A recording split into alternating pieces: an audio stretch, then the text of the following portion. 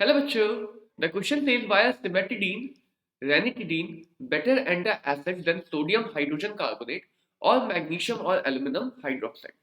तो बेटा जब हमारे स्टमक में एक्सेस ऑफ एसिड प्रोड्यूस होता है तो उसी कंडीशन को हम बोलते हैं एसिडिटी और उसको क्योर करने के लिए we use the drugs which are known as antacid.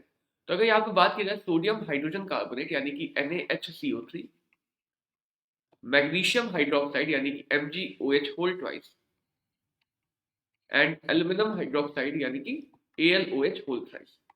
तो बेटा ये बेसिकली बेसिक कंपाउंड है, इनका नेचर बेसिक है और बेसिक नेचर होने की वजह से ये एक्सेस एसिड को न्यूट्रलाइज करते हैं, यानी एसिडिटी में हेल्प करेंगे बाय न्यूट्रलाइजिंग एक्सेस एसिड। तो they neutralise the excess acid present in the stomach. तो उन्होंने एसिड को तो न्यूट्रलाइज कर दिया, लेकिन जो एसिडिटी की मेन कॉज है जिस वजह से एक्स्ट्रा एसिड प्रोड्यूस हुआ है उस पर कोई भी इफेक्ट नहीं डालते, यानी कि root cause of acidity remains untreated. Root cause of acidity remains untreated.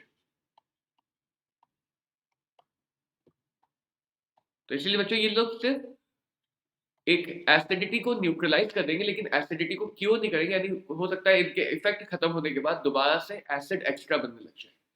लेकिन जो हमारे सिमेटिडीन एंड रेनिटिडीन होते हैं, cimetidine and ranitidine,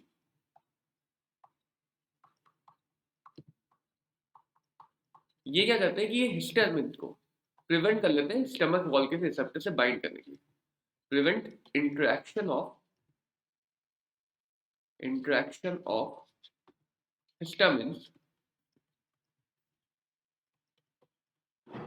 with the receptors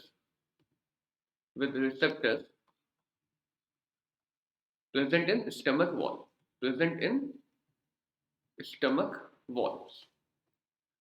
तो स्टमक वॉल के रिसेप्टर से अगर हिस्टामिन का इंट्रैक्शन नहीं होगा तो उस केस में एक्सेस एसिड प्रोड्यूस होना ही बंद हो जाएगा।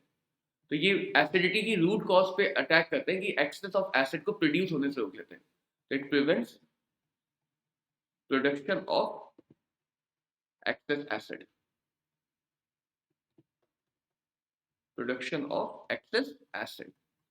तो इसीलिए बच्चों ये लोग ज्यादा बेटर एंटी एसिड्स हैं क्योंकि ये एसिडिटी को कंट्रोल करते हैं by preventing the production of acid.